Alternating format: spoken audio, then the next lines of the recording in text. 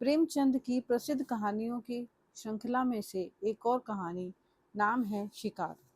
फटे वस्त्रों वाली मुनिया ने रानी वसुधा के चांद से मुखड़े की और सम्मान भरी आंखों से देखकर राजकुमार को गोद में उठाते हुए कहा, हम गरीबों का इस तरह कैसे निभा हो सकता है महारानी।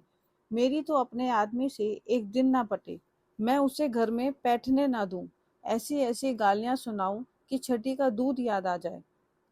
रानी वसुधा ने गंभीर विनोद के भाव से कहा, क्यों, वह कहेगा नहीं?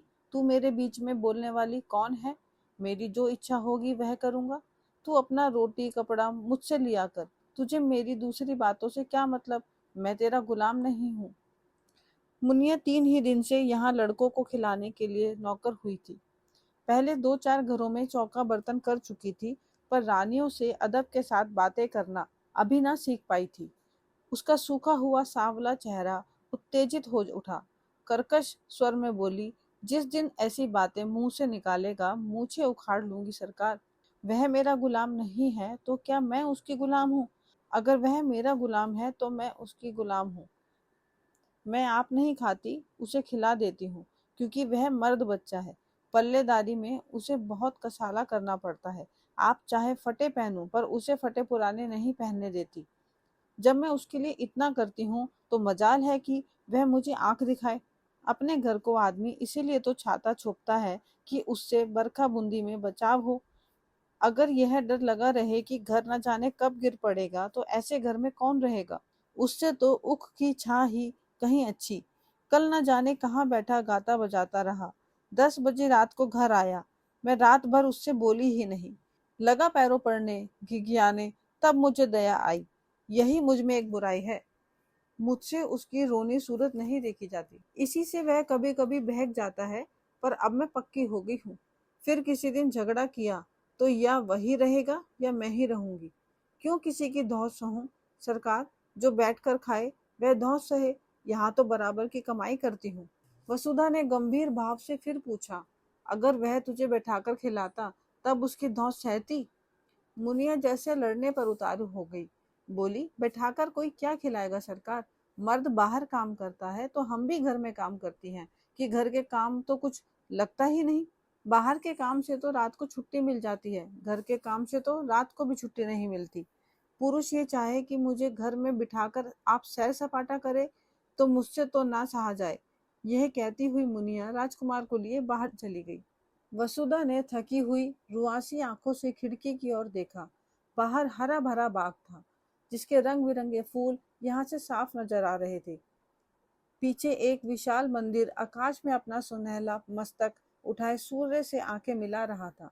स्त्रियां रंग बिरंगे वस्त्राभूषण पहने पूजन करने आ रही थी। मंदिर की दाहिनी तरफ तालाब में कमल प्रभात के सुनहले आनंद से मुस्कुरा रहे थे, और कार्तिक की शीत रवि छवि जीवन ज्योति लुटाती फिरती थी। पर प्रकृति की यह सुरम्य शोभा वसुधा को कोई हर्ष न प्रदान कर सकी। उसे जान पड़ा, प्रकृति उसकी दशा पर व्यंग से मुस्कुरा रही है। उसी सरोवर के तट पर केवट का एक टूटा फूटा झोपड़ा किसी अभागिनी वृद्धा की भांति रो रहा था। वसुधा की आंखें सजल हो गईं। पुष्प और उद्यान के मध्य में खड़ा वह सूना झोपड़ा उसके विलास और ऐश्वर्य से घिरे हुए मन का सजीव मित्र था। उसके जी में आया, जाकर झोपड़े के गले लिपट जाऊं और खूब रोऊं। वसुधा को इस घर में आए 5 वर्ष हो गए। पहले उसने अपने भाग्य को सराहा था। माता पिता के छोटे से कच्चे आनंदहीन घर को छोड़कर वह एक विशाल भवन में आई थी, जहाँ संपत्ति उसके पैरों को चूमती हुई जान पड़ती थी। उस समय संपत्ति ही उसकी आंखों में सब कुछ थी। पति प्रेम गौण सी वस्तु थी, पर उसका लोभी मन संपत्ति पर संतुष्ट न रह सका। पति प्रेम के लिए हाथ फैलाने लगा। कुछ दिनों में उसे मालूम हुआ, मुझे परम रतन भी मिल गया, पर थोड़े ही दिनों में वह भ्रम जाता रहा। कुंवर गजराज सिंह रूपवान थे, उदार थे, बलवान थे, शिक्षित थे, विनोद प्रिय थे और प्रेम का अभिनय भी करना जानते थे। उनके जीवन में प्रेम से कंपित होने वाला तार न था। वसुधा का खिला हुआ यौवन और देवताओं को भी लुभाने वाला रूप रंग केवल विनोद का समान था। घुड़दौड़ और शिकार, सट्टे और मक्कार जैसे सनसनी पैदा करने वाले मनोरंजन से प्रेम दबकर पीला और निर्जीव हो गया था, और प्रेम से वंचित होकर वसुधा की प्रेम तृष्णा अब अपने भाग्य को रोया करती थी। 2 पुत्र रत्न पाकर भी वह सुखी ना थी। कुंवर साहब 1 महीने से ज्यादा हुआ शिकार खेलने गए और अभी तक लौट कर नहीं आए, और यह ऐसा पहला ही अवसर ना था। हाँ, अब उनकी अवधि बढ़ गई थी। पहले वह 1 सप्ताह में लौट आते थे, फिर 2 सप्ताह का नंबर चला और अब कई बार से 1-1 महीने की खबर लेने लगे। साल में 3-3 महीने शिकार की भेंट हो जाते। शिकार से लौटते तो घुड़दौड़ का राग छिड़ता। कभी मेरठ, कभी पूना, कभी बम्बई, कभी कलकत्ता। घर पर रहते तो अधिकतर लंपट रईस जादों के साथ गप्पे उड़ाया करते। पति के यह रंग ढंग देखकर वसुधा मन ही मन कुढ़ती और घुलती जाती थी। कुछ दिन से हल्का हल्का ज्वर भी रहने लगा था। वसुधा बड़ी देर तक बैठी उदास आंखों से यह दृश्य देखती रही। फिर टेलीफोन पर आकर उसने रियासत के मैनेजर से पूछा, कुंवर साहब का कोई पत्र आया? फोन ने जवाब दिया, जी हाँ, अभी खत आया है। कुंवर साहब ने एक बहुत बड़े शेर को मारा है। वसुधा ने जलकर कहा, मैं यह नहीं पूछती आने को कब लिखा है। आने के बारे में तो कुछ नहीं लिखा। यहाँ से उनका पड़ाव कितनी दूर है? वसुधा ने पूछा। यहाँ से 200 मील से कम ना होगा। पीलीभीत के जंगलों में शिकार हो रहा है। फोन से जवाब आया, मेरे लिए 2 मोटरों का इंतजाम कर दीजिए, मैं आज वहां जाना चाहती हूँ। फोन ने कई मिनट बाद जवाब दिया, एक मोटर तो वह साथ ले गए हैं, एक हाकिम जिला के बंगले पर भेज दी गई, तीसरी बैंक के मैनेजर की सवारी में, चौथी की मरम्मत हो रही है। वसुधा का चेहरा क्रोध से तमतमा उठा। बोली, किसके हुक्म से बैंक के मैनेजर और हाकिम जिला को मोटरें भेजी गईं? आप दोनों मंगवा लीजिए, मैं आज जरूर जाऊंगी। उन दोनों साहबों के पास हमेशा मोटरें जाती ही रही हैं, इसलिए मैंने भेज दी। अब आप हुक्म दे रही हैं तो मैं मंगवा लूंगा। वसुधा ने फोन से आकर सफर का सामान ठीक करना शुरू किया। उसने उसी आवेश में आकर अपना भाग्य निर्णय करने का निश्चय कर लिया था। परितप्त्या की भांति पड़ी रहकर जीवन को समाप्त ना करना चाहती थी। वह जाकर कुंवर साहब से कहेगी, अगर आप समझते हैं कि मैं आपकी संपत्ति की गुलाम बनकर रहूं, तो यह मुझसे ना होगा। आपकी संपत्ति आपको मुबारक हो, मेरा अधिकार आपकी संपत्ति पर नहीं, आपके ऊपर है। अगर आप मुझसे ज्यों भर हटना चाहते हैं तो मैं आपसे हाथ भर हट जाऊंगी। इस तरह की और कितनी ही विराग भरी बातें उसके मन में बगुलों की भांति उठ रही थी। डॉक्टर साहब ने द्वार पर आकर पुकारा, मैं अंदर आऊं? वसुधा ने नम्रता से कहा, आज क्षमा कीजिए, मैं जरा पीलीभीत जा रही हूँ। डॉक्टर ने आश्चर्य से कहा, आप पीलीभीत जा रही हैं? आपका ज्वर चढ़ जाएगा। इस दशा में मैं आपको जाने की सलाह ना दूंगा। वसुधा ने विरक्त स्वर में कहा, बढ़ जाएगा बढ़ जाए, मुझे इसकी चिंता नहीं है।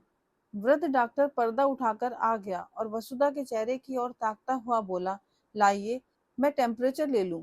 अगर टेम्परेचर बड़ा होगा तो मैं आपको हरगिज न जाने दूंगा। वसुधा बोली, टेम्परेचर लेने की जरूरत नहीं, मेरा इरादा पक्का हो गया है। डॉक्टर बोला, स्वास्थ्य पर ध्यान रखना आपका पहला कर्तव्य है।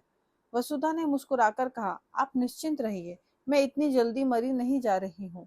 फिर अगर किसी बीमारी की दवा मौत ही हो तो आप क्या करेंगे? डॉक्टर ने 1-2 बार आग्रह किया, फिर विस्मय से सिर हिलाता चला गया। रेलगाड़ी से जाने में आखिरी स्टेशन से 10 कोस तक जंगली सुनसान रास्ता तय करना पड़ता था, इसलिए कुंवर साहब बराबर मोटर पर ही जाते थे। वसुधा ने उसी से जाने का निश्चय किया। 10 बजते बजते दोनों मोटरें आईं। वसुधा ने ड्राइवरों पर गुस्सा उतारा, अब मेरे हुक्म के बगैर कहीं मोटर ले गए तो मोटर का किराया तुम्हारी तलब से काट लूंगी। अच्छी दिल लगी है, घर को रोए बन की गाय। हमने अपने आराम के लिए मोटरें रखी हैं, किसी की खुशामद करने के लिए नहीं। जिसे मोटर पर सवार होने का शौक हो मोटर खरीदे, यह नहीं कि हलवाई की दुकान देखी और दादे का फातिहा पढ़ने में बैठ गए। वह चली तो दोनों बच्चे कुनमुनाए, मगर जब मालूम हुआ कि अम्मा बड़ी दूर हवा को मारने जा रही हैं तो उनका यात्रा प्रेम ठंडा हुआ। वसुधा ने आज सुबह से उन्हें प्यार ना किया था। उसने जलन में सोचा, मैं ही क्यों इन्हें प्यार करूं, मैंने ही इनका ठेका लिया है। वह तो वहां जाकर चैन करें और मैं यहाँ इन्हें छाती से लगाए बैठी रहूं। लेकिन चलते समय माता का हृदय पुलक उठा। दोनों को बारी बारी से गोद में लिया, चूमा, प्यार किया और घंटे भर तक वापस आने का वचन देकर वह सजल नेत्रों के साथ घर से निकली। मार्ग में भी उसे बच्चों की याद बार बार आती रही। रास्ते में कोई गांव आ जाता और छोटे छोटे बालक मोटर की दौड़ देखने के लिए घरों से निकल आते और सड़क पर खड़े होकर तालियां बजाते हुए मोटर का स्वागत करते, तो वसुधा का जी चाहता इन्हें गोद में उठाकर प्यार कर लूं। मोटर जितने वेग से आगे जा रही थी, उतने ही वेग से उसका मन सामने के वृक्ष समूहों के पीछे की ओर उड़ा जा रहा था। कई बार इच्छा हुई घर लौट चलूं। जब उन्हें मेरी रत्ती भर परवाह नहीं, तो मैं ही क्यों उनकी फिक्र में प्राण दूं। जी चाहे आवे या ना आवे, लेकिन एक बार पति से मिलकर उनसे खरी खरी बात करने के प्रलोभन को वह ना रोक सकी। सारी देह थककर चूर चूर हो रही थी। ज्वर भी हो गया था। सिर पीड़ा से फटा पड़ता था, पर वह संकल्प से सारी बाधाओं को दबाए आगे बढ़ती रही। यहाँ तक कि जब वह 10 बजे रात को जंगल के उस डाक बंगले में पहुंची, तो उसे तन बदन की सुधि न रही। जोर का ज्वर चढ़ा हुआ था। शोर की आवाज सुनते ही कुंवर साहब निकल आए और पूछा, तुम यहाँ कैसे आए जी? कुशल तो है? शोफर ने समीप आकर कहा, रानी साहब आई हैं हुजूर, रास्ते में बुखार हो गया, बेहोश पड़ी हुई हैं। कुंवर साहब ने वहीं खड़े कठोर स्वर में पूछा, तो तुम उन्हें वापस क्यों न ले गए? क्या तुम्हें मालूम नहीं था यहाँ कोई वैद हकीम नहीं है? शोफर ने सिट पिटाकर जवाब दिया, हुजूर, वह किसी तरह मानती ही ना थी, तो मैं क्या करता? कुंवर साहब ने डांटा, चुप रहो जी, बातें ना बनाओ। तुमने समझा होगा शिकार की बाहर देखेंगे और पड़े पड़े सोएंगे। तुमने वापस चलने को कहा ही ना होगा। शोफर, वह मुझे डांटती थी हुजूर। तुमने कहा था? मैंने कहा तो नहीं हुजूर।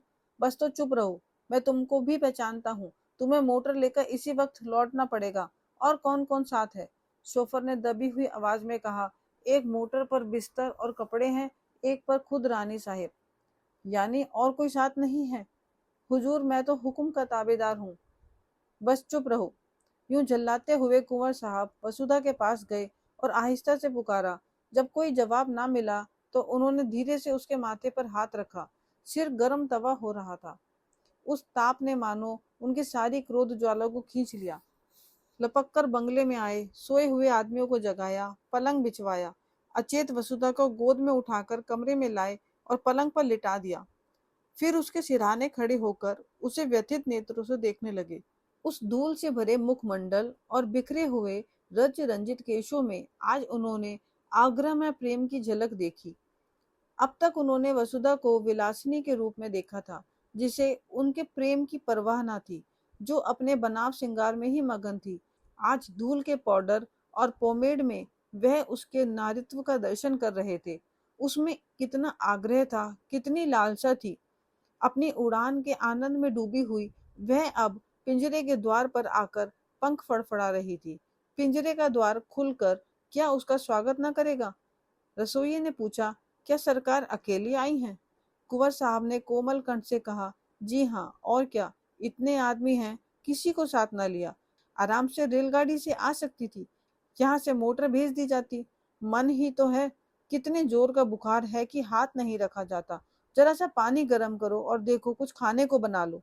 रसोइये ने कहा, ठक्कुर सहाती की 100 कोस की दौड़ बहुत होती है सरकार, सारा दिन बैठे बैठे बीत गया। कुंवर साहब ने वसुधा के सिर के नीचे तकिया सीधा करते हुए कहा, कचूमर तो हम लोगों का निकल जाता है, 2 दिन तक कमर सीधी नहीं होती, फिर इनकी क्या बात। ऐसी बेहुदा सड़क दुनिया में ना होगी। यह कहते हुए उन्होंने एक शीशी से तेल निकाला और वसुधा के सिर में मलने लगे। वसुधा का स्वर 21 दिन तक ना उतरा। घर के डॉक्टर आए, दोनों बालक, मुनिया, नौकर चाकर सभी आ गए। जंगल में मंगल हो गया। वसुधा खाट पर पड़ी पड़ी कुंवर साहब की शुश्रूषाओं में अलौकिक आनंद और संतोष का अनुभव किया करती। वह दोपहर दिन चढ़े तक सोने के आदी थे। कितने सवेरे उठते, उसके पथ्य और आराम की जरा जरा सी बातों का कितना ध्यान रखते। जरा देर के लिए स्नान और भोजन करने जाते, फिर आकर बैठ जाते। एक तपस्या सी कर रहे थे। उसका स्वास्थ्य बिगड़ता जाता था। चेहरे पर स्वास्थ्य की लाली ना थी। कुछ व्यस्त से रहते थे। एक दिन वसुधा ने कहा, तुम आजकल शिकार खेलने क्यों नहीं जाते? मैं तो शिकार खेलने ही आई थी, मगर न जाने किस बुरी साइड से चली कि तुम्हें इतनी तपस्या करनी पड़ गई। अब मैं बिल्कुल अच्छी हूँ। जरा आईने में अपनी सूरत तो देखो।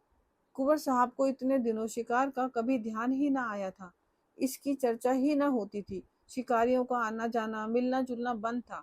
एक बार साथ के एक शिकारी ने किसी शेर का जिक्र किया था।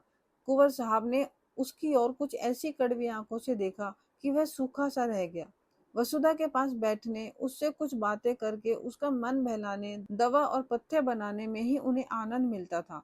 उनका भोग विलास जीवन के इस कठोर व्रत में जैसे बुझ गया। वसुधा की एक हथेली पर अंगुलियों से रेखा खींचने में मगन थे। शिकार की बात किसी और के मुंह से सुनी होती तो फिर उसी आग्नेय नेत्रों से देखते। वसुधा के मुंह से यह चर्चा सुनकर उन्हें दुख हुआ। वह उन्हें इतना शिकार का आसक्त समझती है। अमर्ष भरे स्वर में बोले, हाँ, शिकार खेलने का इससे अच्छा और कौन अवसर मिलेगा। वसुधा ने आग्रह किया, मैं तो अब अच्छी हूँ, सच देखें आईना की ओर दिखाकर। मेरे चेहरे पर वह पीलापन नहीं रहा। तुम अलबत्ता बीमार से हो जाते हो। जरा मन बहल जाएगा। बीमार के पास बैठने से आदमी सचमुच बीमार हो जाता है। वसुधा ने साधारण सी बात कही थी, पर कुंवर साहब के हृदय पर वह चिंगारी के समान लगी।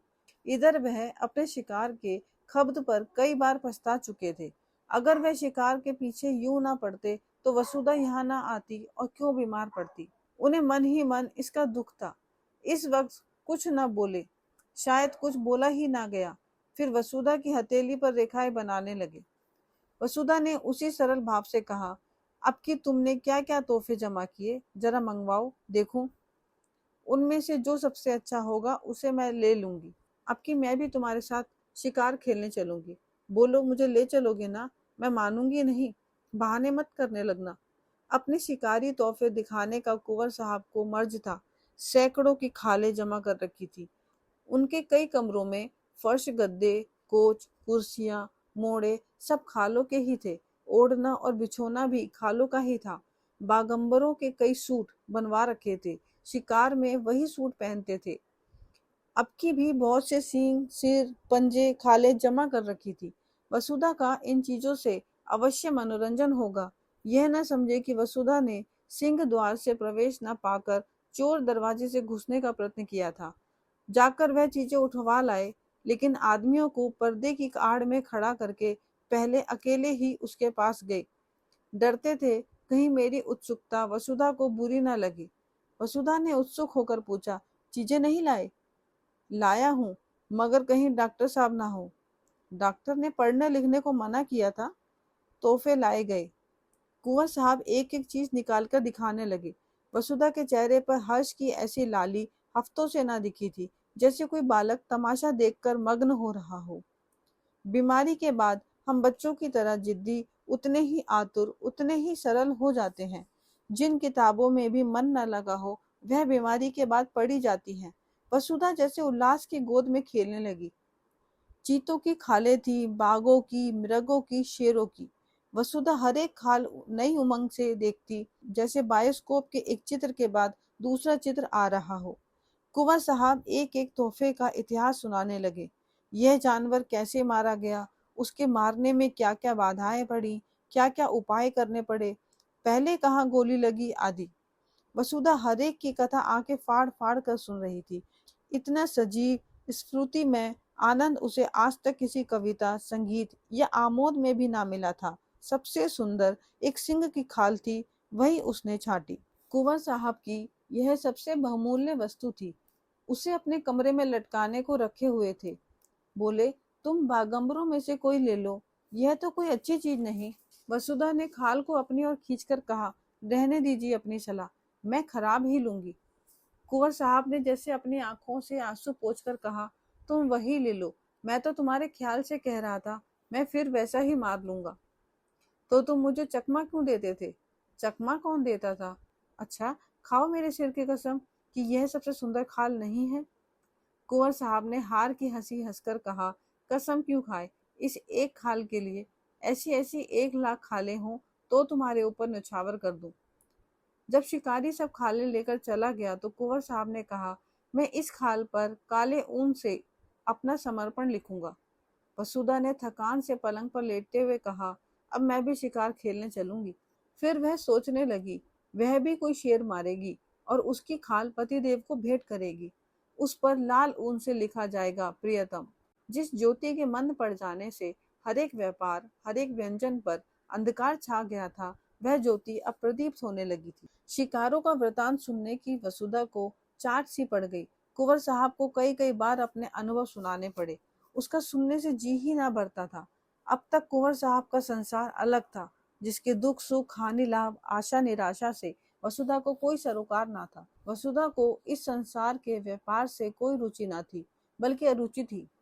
कुंवर साहब इस पृथक संसार की बातें उससे छिपाते थे, पर अब वसुधा उनके इस संसार में एक उज्जवल प्रकाश, एक वरदानों वाली देवी के समान अवतरित हो गई थी।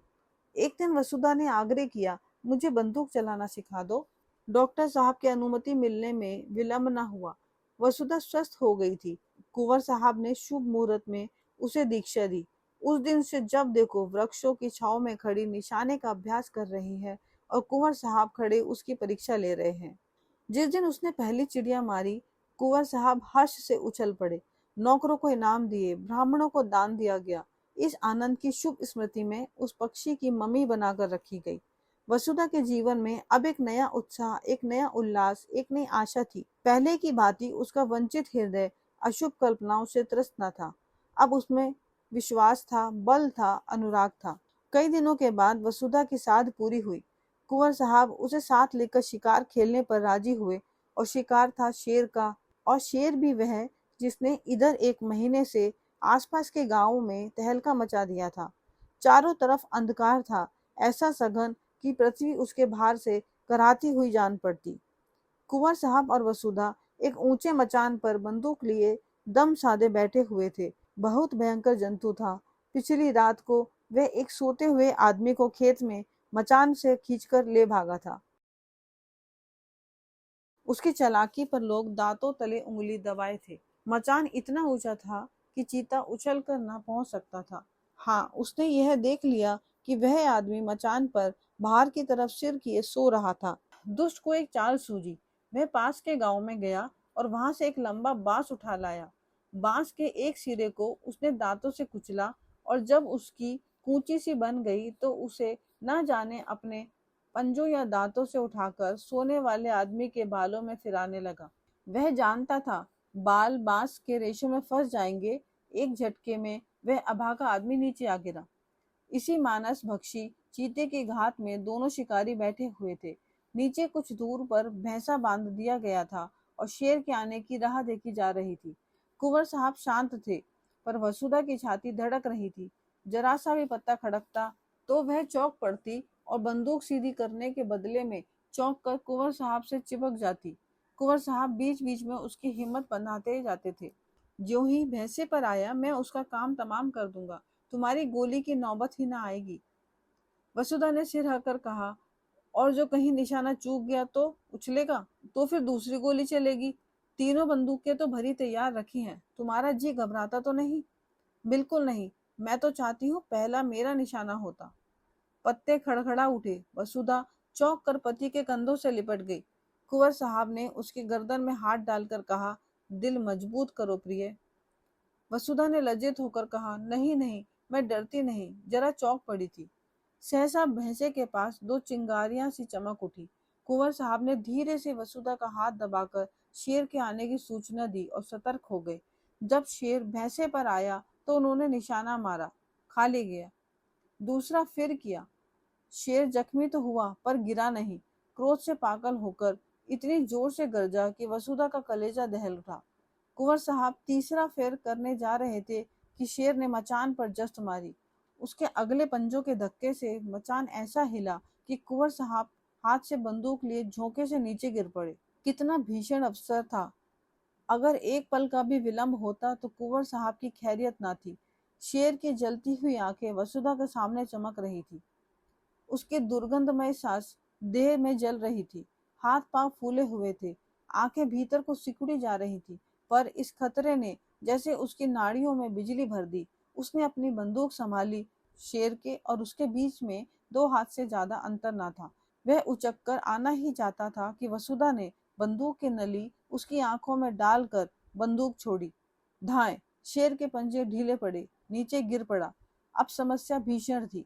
शेर से 3-4 कदम पर ही कुंवर साहब गिरे पड़े थे। शायद चोट ज्यादा आई हो। शेर में अगर अभी दम है तो वह उन पर जरूर वार करेगा। वसुधा के प्राण आंखों में थे और बल कलाइयों में। इस वक्त कोई उसकी देह में भाला भी चुभा देता तो उसे खबर ना होती। वह अपने होश में ना थी। उसकी मूर्छा ही चेतना का काम कर रही थी। उसने बिजली की बत्ती जलाई, देखा शेर उठने की चेष्टा कर रहा है। दूसरी गोली सिर पर मारी और उसके साथ ही रिवॉल्वर लिए नीचे कूदी। शेर जोर से गुर्राया। वसुधा ने उसके मुंह के सामने रिवॉल्वर खाली कर दिया। कुंवर साहब संभल कर खड़े हो गए, दौड़कर उसे छाती से चिपटा लिया। अरे यह क्या! वसुधा बेहोश थी। भय उसके प्राणों को मुट्ठी में लिए उसकी आत्मरक्षा कर रहा था। भय के शांत होते ही मूर्छा आ गई। 3 घंटों के बाद वसुधा की मूर्छा टूटी। उसकी चेतना अब भी उसी भयप्रद परिस्थितियों में विचर रही थी। उसने धीरे से डरते डरते आंखें खोली। कुंवर साहब ने पूछा, कैसा जी है प्रिय? वसुधा ने उनकी रक्षा के लिए दोनों हाथों का घेरा बनाते हुए कहा, वहां से हट जाओ, ऐसा न हो झपट पड़े। कुंवर साहब ने हंसकर कहा, शेर कब का ठंडा हो गया, वह बरामदे में पड़ा है। ऐसे डील डॉल का और इतना भयंकर सिंह मैंने पहले नहीं देखा। वसुधा बोली, तुम्हें चोट तो नहीं आई? बिल्कुल नहीं। तुम कूद क्यों पड़ी? पैरों में बड़ी चोट आई होगी। तुम जीती कैसे बची, यह आश्चर्य है। मैं तो इतनी ऊंचाई से कभी ना कूद सका। वसुधा ने चकित होकर कहा, मैं कहाँ कूदी? शेर मचान पर आया, इतना याद है। उसके बाद क्या हुआ मुझे कुछ याद नहीं। कुंवर को भी विस्मय हुआ। वाह, तुमने उस पर 2 गोलियां चलाई। जब वह नीचे गिरा तो तुम भी कूद पड़ी और उसके मुंह में रिवॉल्वर की नली ठूस दी। बस वही ठंडा हो गया। बड़ा भय जानवर था। अगर तुम चूक जाती तो वह नीचे आते ही मुझ पर जरूर चोट करता। मेरे पास तो छुरी भी न थी। बंदूक हाथ से छूटकर दूसरी तरफ गिर गई थी। अंधेरे में कुछ सुझाई न देता था। तुम्हारे ही प्रभाव से इस वक्त मैं यहाँ खड़ा हूँ। तुमने मुझे प्राण दान दिया है। दूसरे दिन प्रातःकाल यहाँ से कूच हुआ। जो घर वसुधा को फाड़े खाता था, उसमें आज जाकर ऐसा आनंद आया जैसे किसी बिछुड़े मित्र से मिली हो। हर एक वस्तु उसका स्वागत करते हुए मालूम होती थी। जिन नौकरों और नौकरानियों से वह महीनों से सीधे मुंह न बोली थी, उनसे आज वह हंस हंस कर कुशल पूछती और गले मिलती थी, जैसे अपनी पिछली रुखाइयों की कटौती कर रही हो। संध्या का सूर्य आकाश के स्वर्ण सागर में अपनी नौका खेता हुआ चला जा रहा था। वसुधा खिड़की के सामने कुर्सी पर बैठकर सामने का दृश्य देखने लगी। उस दृश्य में आज जीवन था, विकास था, उन्माद था। केवट का वह सूना झोपड़ा भी आज कितना सुहावना लग रहा था। प्रकृति में मोहनी भरी हुई थी। मंदिर के सामने मुनिया राजकुमारों को खिला रही थी। वसुधा के मन में आज कुल देव के प्रति श्रद्धा जागृत हुई, जो बरसों से पड़ी सो रही थी। उसने पूजा के सामान मंगवाए और पूजा करने चली। आनंद से भरे भंडार से अब वह कुछ दान भी कर सकती थी। जलते हुए हृदय से ज्वाला के सिवा और क्या निकलता। उसी वक्त कुंवर साहब बोले, अच्छा पूजा करने जा रही हो? मैं भी वहीं जा रहा था। मैंने एक मनौती मान रखी थी। वसुधा ने मुस्कुराती हुई आंखों से पूछा, कैसी मनौती है? कुंवर साहब ने हंसकर कहा, यह ना बताऊंगा। समाप्त।